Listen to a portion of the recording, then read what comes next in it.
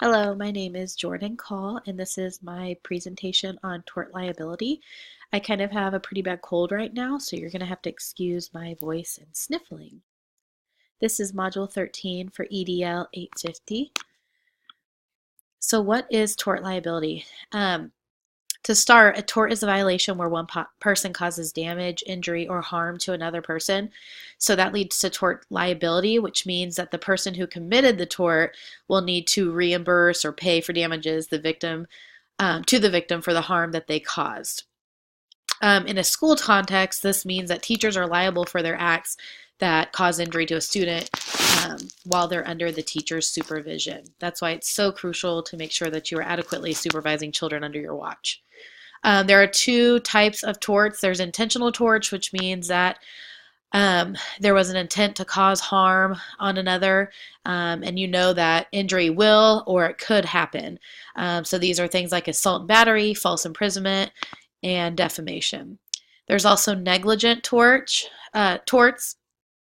which includes duty to protect, breach of duty, proximate cause, and injury.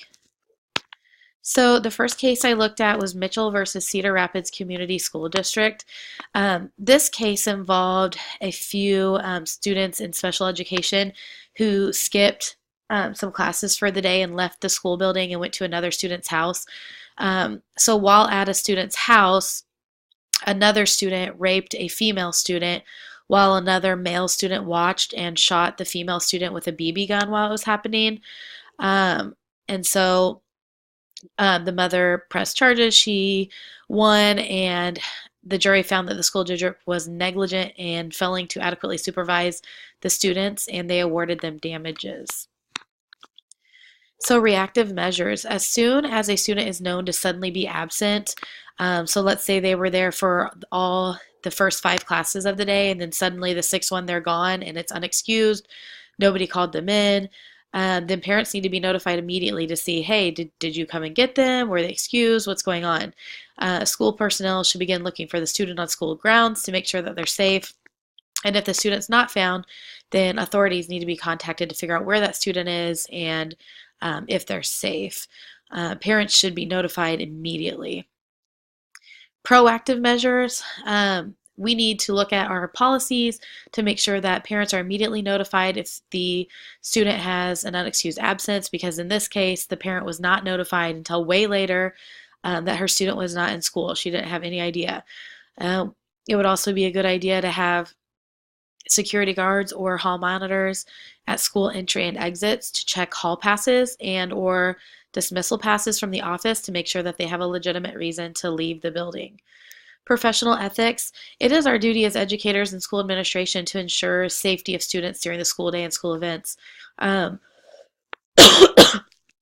Attendance needs to be carefully monitored to ensure that students are not missing and parents are notified immediately.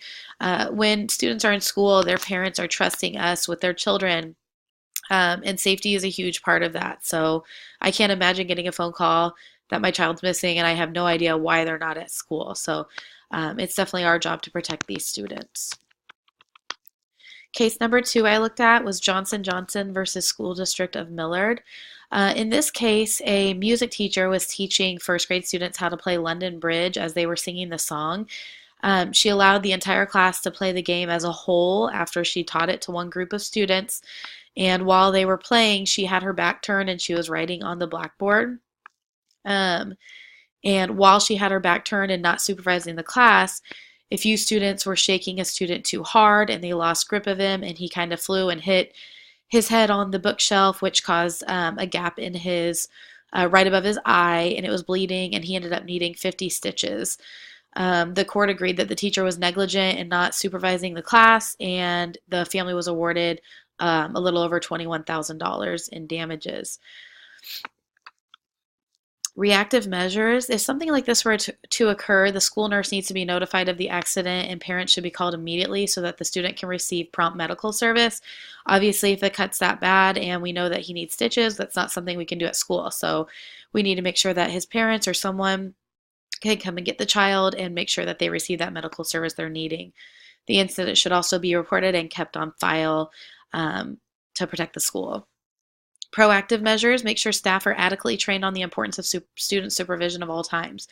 Um, and then those consequences if they're not supervising. I think sometimes teachers want a mental break and they aren't watching as closely as they could be, and this could lead to some pretty serious consequences as we see in some of these cases. So students need to, or teachers need to know the true importance of supervision in their classrooms while under their care.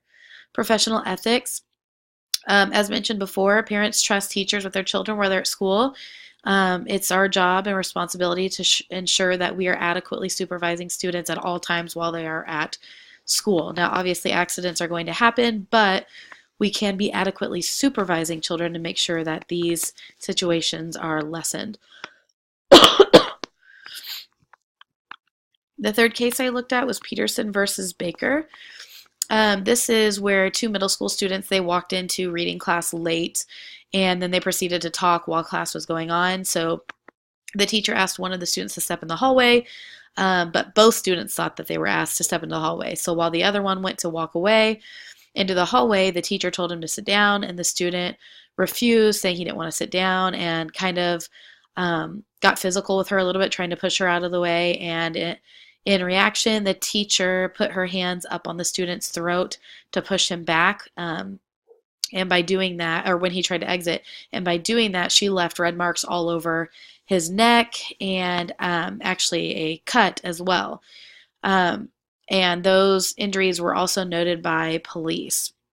After this incident, the teacher was put on administrative leave and she eventually resigned.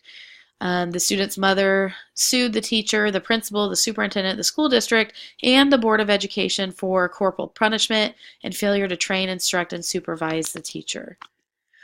Restrictive measures. The teacher needs to call the office and tell them the situation. The teacher should also ask for someone to cover their classroom while they speak with the principal and student about the situation. Parents need to be notified immediately.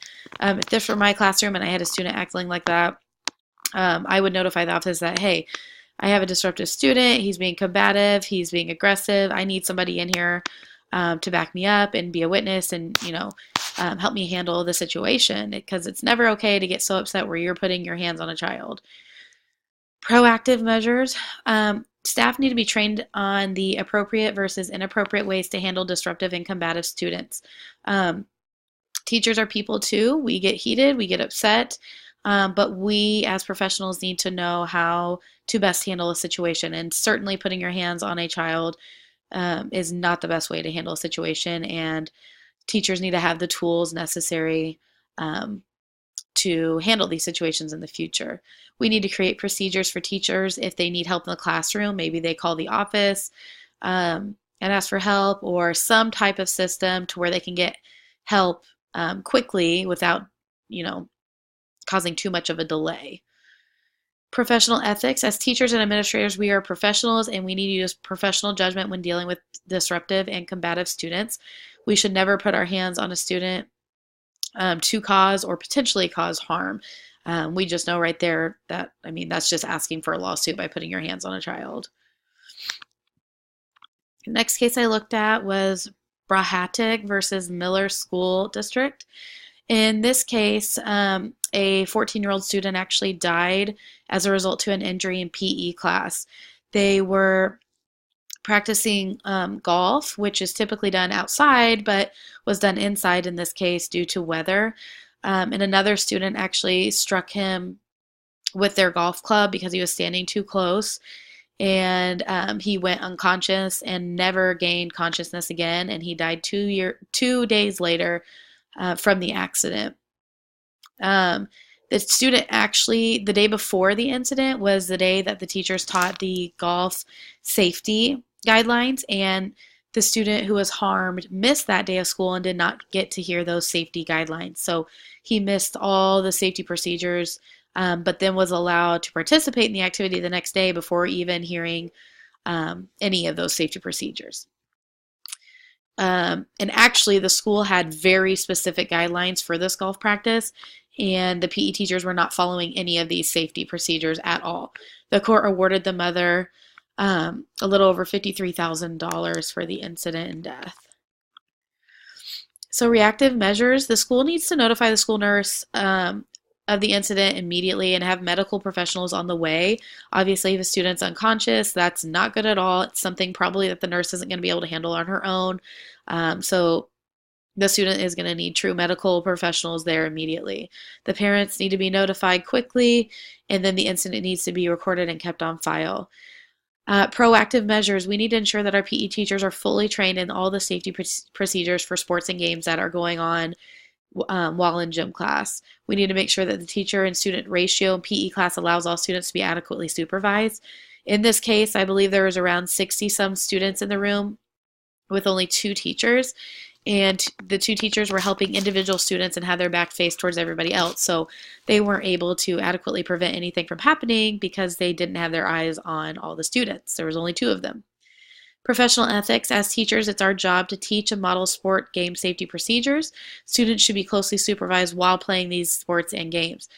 If this sport was supposed to be taught outside, then they should have had alternate plans to do something inside and never brought this inside if the guidelines specifically said to do this outside.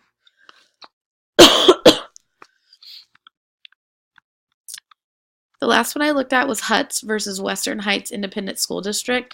This is the case where a student was required to take a weightlifting class, and they were doing squats like pictured with the weights. And after a 9-week period, they had to surpass their starting weight limit in order to pass the class. And so the student was attempting to do this, and they collapsed and were injured. And the court ruled in favor of the student because he wasn't participating in an athletic contest. This was simply a class that he was just trying to pass. He didn't want to be in a contest or anything. Reactive measures. The school nurse should be notified of the accident and injury, and then parents should be notified. The incident should be reported and kept on file. Proactive measures. PE teachers need to be fully trained on safe weightlifting guidelines to ensure that they are correctly teaching and modeling these safety precautions for students.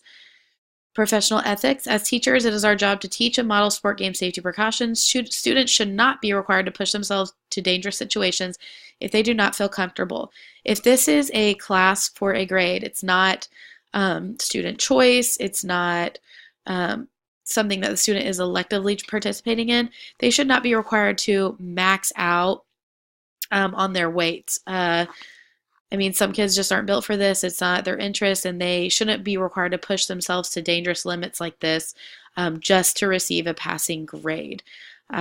Instead, we need to be teaching them the safe way to participate in weightlifting and exercising to make sure that they're creating these healthy habits for the future. Here are my standards for this presentation. EI4B, evaluate school strategies to prevent difficulties related to moral and legal consequences. As administrator, we need to make sure that teachers understand the potential moral and legal consequences of their actions and decisions in the classroom. I think sometimes we put this on the back burner and think it won't happen to us, but as we see in these cases, it happens often, and tort cases are really not something hard to have put against you. So you really need to be careful about what you're doing and saying. ISTE 5B, promote, model, and establish policies for safe, legal, and ethical use of digital information technology. As an administrator, it is our job to promote, model, and establish safety policies within the school, and we need to make sure that teachers know these policies and are following them. And then here are my references for all the different slides and for the procedure as a whole. Thank you.